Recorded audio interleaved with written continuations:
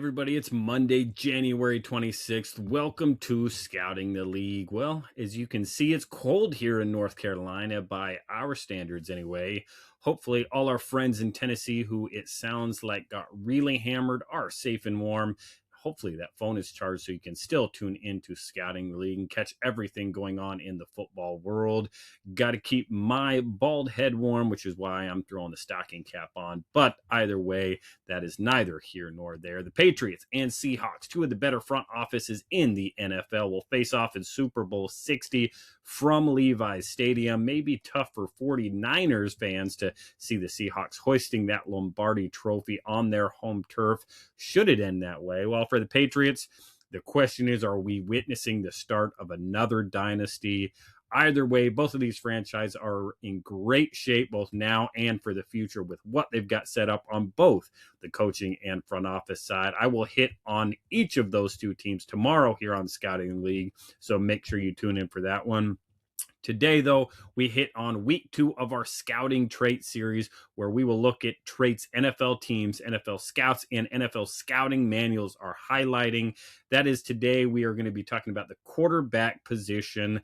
Last week, we did talk about those major factors that will be very important for every team and every position. Make sure you head back and listen to that one if you haven't already. Find that one in the archives. And of course, before we get to the quarterbacks, make sure you like, subscribe, share this podcast wherever you're listening and watching, whether it's on Apple Podcasts, Spotify, or that video portion over on YouTube. Hit those buttons, share it with a friend, give us 5 stars, leave us comments. Love to hear what you think about the major factors, about these teams that are going to the Super Bowl, about front offices, about our guest that's going to be on this Wednesday's episode at Dodds.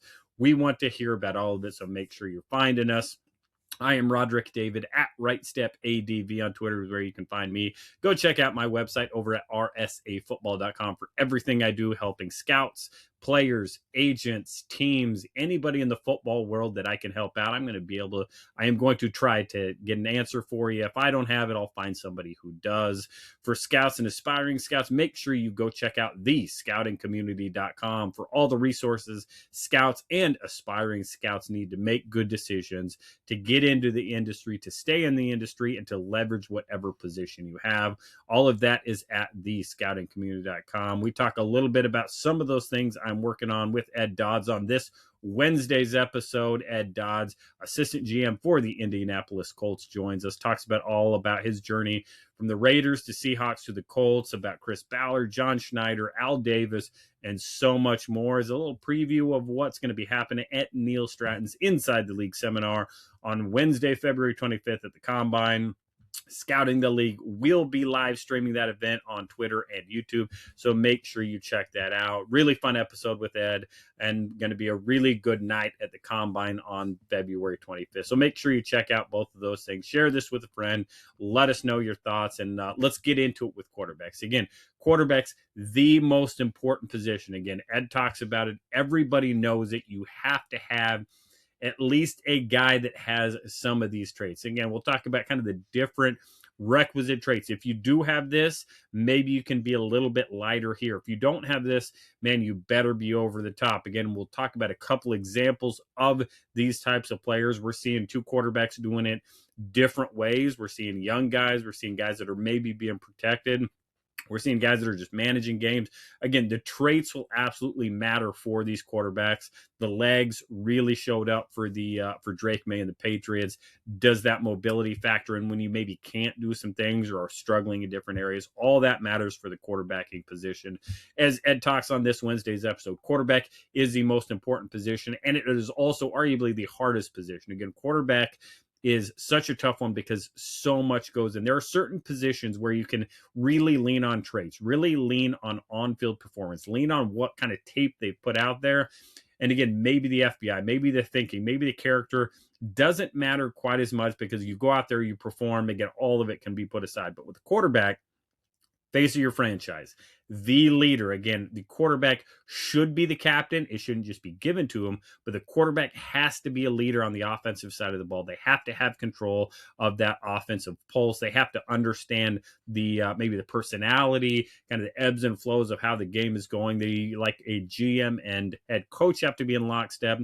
Head coach, OC, and quarterback have to be in lockstep as well. So again, all those things for a quarterback matter so much. Everything off the field, everything between the ears, everything about their personality matters so much. So why you have to get the on-field stuff right, again, that's arguably easier than the off-field. The on-field absolutely still matters. And some of these spots, again, there's a lot of debate. You talk about a guy like Lamar Jackson, who has continued to grow, develop. You talk about Aaron Rodgers, how different he looked from when he was in college at Cal to, again, when we finally saw him step foot on field in Green Bay. Again, Jordan Love could be the same argument.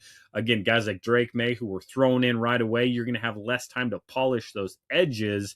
And you've just got to kind of learn on the job. We've seen Sam Darnold, again, a redemption story, multiple spots, growing, a really young prospect coming out with high-level traits. Again, you've probably seen the person, the maturity, some of those major factors continue to grow, which again is all about what makes that quarterback's position so tough. If you take somebody high, the expectation is you're going to play them right away. Good teams, good franchises, good programs are going to bring guys in, know who they are, and give them the time they need to work on whatever they need worked on, whether it's traits, whether it's mechanics, whether it's delivery, whether it's the off-field stuff, the leadership, the mental side of it, with the way college offenses are today. All of it takes time and takes development. But again, we're going to talk about the major factors, the position-specific factors for quarterback that teams are evaluating. And this is taken from a number of different scouting manuals, different scouts across the league, different scouting programs. This is what NFL teams are largely asking their scouts to look at in one way or another. And the first one right off the bat, this is right out of the Bill Walsh West Coast Offensive Manual, which I think is one of the best ones. If you need a book recommendation, The Score Take Care of Itself by Bill Walsh. Number one quarterback trait is decision making. Are you making good decisions for your offense? We saw questionable decisions really the last couple of weeks on the AFC side. We saw it with CJ Stroud really struggle with his decision making. Drake May at times, again, not to the degree that some of these other quarterbacks have struggled with it, but the decision-making show up again for Jarrett Stidham. Really one bad decision, one tough decision, a call, a bounce, or maybe a push of the ball that goes the wrong way really was a major factor in that game. Decision-making absolutely matters, and you saw some of that decision-making get taken out of Drake May's hands in the second half as the weather really got taken out. Again, we'll talk about the mobility, how that showed up, but decision-making is a huge factor. Does this guy play within an offense? Does this guy understand situational football? Does he understand weather factors? Does he understand where we're at on the field, what our team needs to do, the way our defense is playing? You've got to have a feel for all of that when it comes to decision-making, staying in bounds, getting it to the hot hand, when to check at the line of scrimmage. All these things. Is this guy forcing throws when he shouldn't? Does he know, hey, when I can take a chance? When can I try to make this throw? All these things. You throw in with anticipation. Peyton Manning, maybe the greatest anticipator of throwing the football we have seen. You think about that last Super Bowl he won with the Broncos. Really probably an average arm by NFL standards, but he was thrown with such excellent anticipation, really probably rare. Hall of Fame, obviously, anticipation, got the Broncos where they needed to go. Again, the game awareness, the situational awareness, what he needed to do. Again, it all starts with decision making. Get a guy that makes really good decisions at the quarterback spot, and again, the rest of the traits are going to come down. This is why a guy like Brock Purdy has arguably been as good as he has for the 49ers. Again, with working in that offense with a really good head coach in Kyle Shanahan, he is a good decision maker. When he struggles with decisions, that's when he tries to force throws. That's when the game awareness is not quite right. That is when that 49ers offense has struggled. After that, again, staying in that same stuff, accuracy. And this is one that is always the debate, accuracy. Again, we really have three levels of accuracy. You got your short, you got your intermediate game, and then you got your long accuracy. And again, you can run the numbers. You can crunch the number. And then after that, you can even go, again, a catchable ball is not always an accurate ball. a ball that is caught is not always an accurate football. Again, this is where, again, are you putting it in the right spot? Are you throwing it to the right shoulder? Are you throwing it and allowing receivers to run and get some run after the catch? Are you allowing receivers who are already open to stay open? Are you underthrowing, overthrowing, all those kinds of things? Accuracy really comes down to what a team is looking for in terms of, hey, we just want it in this range. You think about teams that have big, long jump ball wide receiver, we can be maybe less accurate to a big X because he's got a big catch radius. Again, those little slots, those guys that are moving Z's across the field, guys, you better make it accurate for those guys to protect themselves, to allow themselves to get some run after the catch and all that kind of stuff. One of the great scouting practices is going through, once you get easy to run some PFF cut-ups, get every throw a quarterback has made, incomplete or complete, penalty, doesn't matter. Go through and chart those. Is this ball where it was supposed to be? Again, not just caught. Is it where it was supposed to be? Is it to the right shoulder when there's a defender coming to the left shoulder, allowed him to turn and run away from it? Was it on the back hip on a crossing route that, again, he had to slow down a little bit? Again, didn't get the run after the catch he should have allowed. Again, even on drops, it comes down as an incomplete pass, but again, a perfect ball. Maybe the out wide receiver looked up a little bit early. Again, you have these different types of accurate throws with quarterbacks that you go through and start charting, and really gives you a better description, better accuracy numbers of it.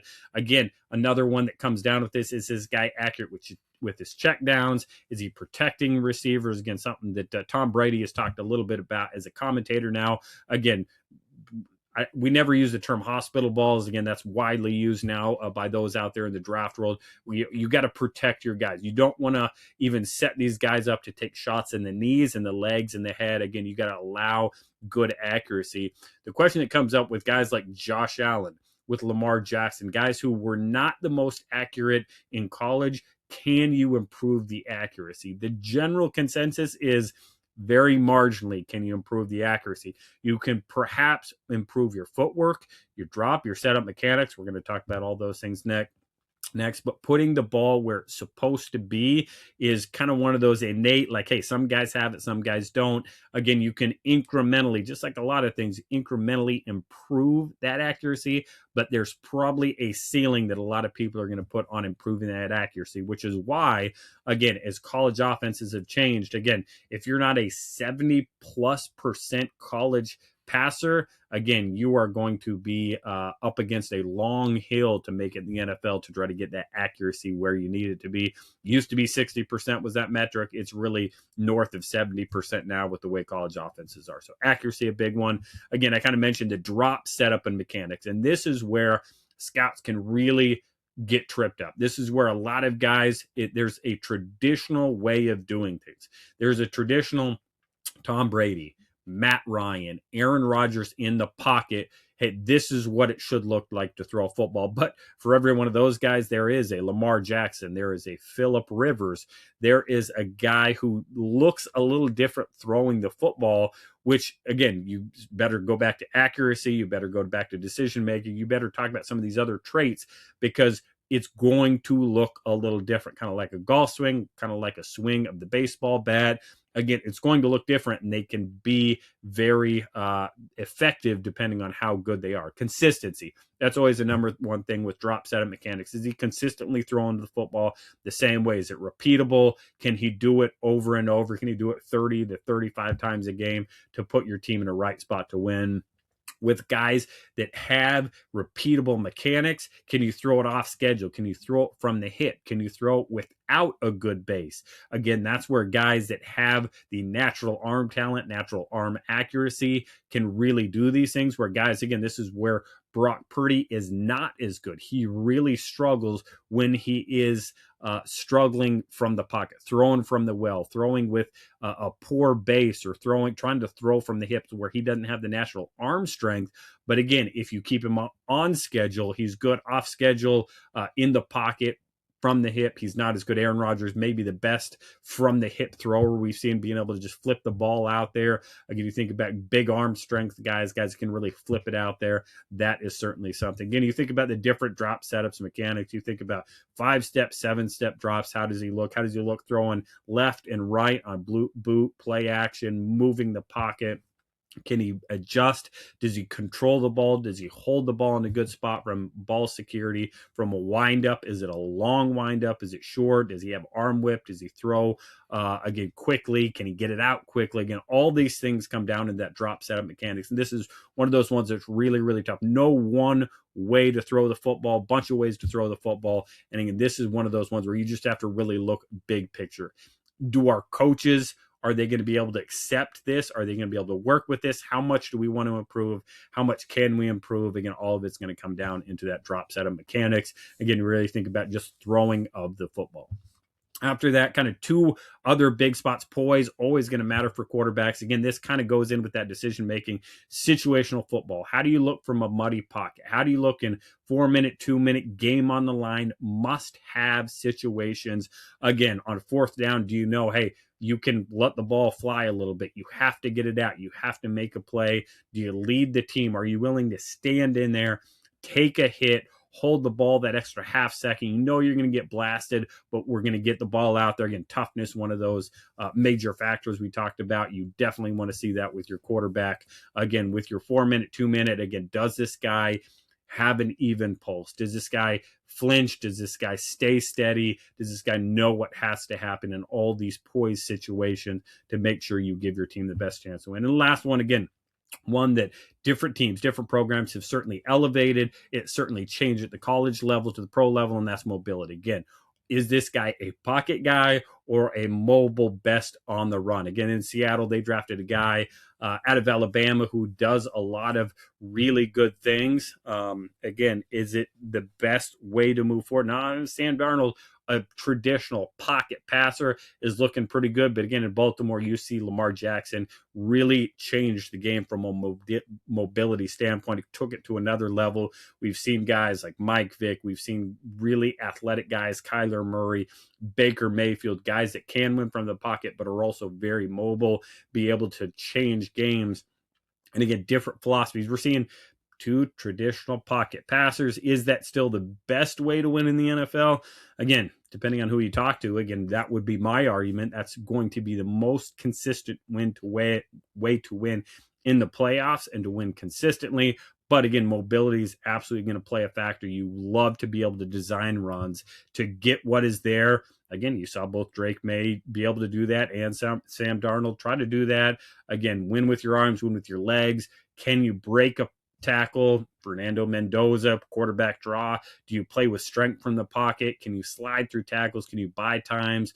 Do you bring in a Jalen Milroe for that wildcat ability? Again, wouldn't be surprised if we see a Jalen Milroe sighting come Super Bowl time.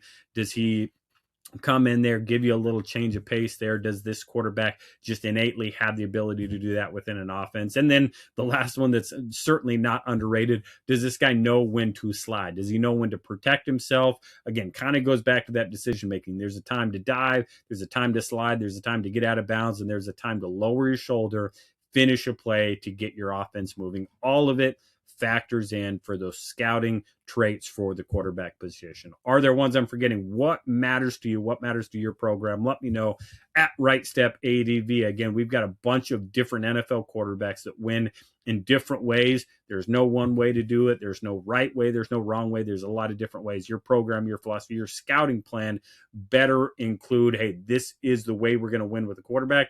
If it changes, it changes. Let scouts know what they need to be looking for, and they are probably going to be able to go out there and find it, rank it accordingly, and then you can draft it accordingly. Again, let me know at Right Step ADV where you can find me. Make sure you tune in tomorrow where we talk about the Patriots, the Seahawks, how they got to where they are today. Wednesday with Ed Dodds. Make sure you tune into that one. Make sure you go back, check the archives for our Major Factors episode and everything we've done here on Scouting the League. Plan on seeing Indianapolis and everywhere in between then. But until then, just keep scouting.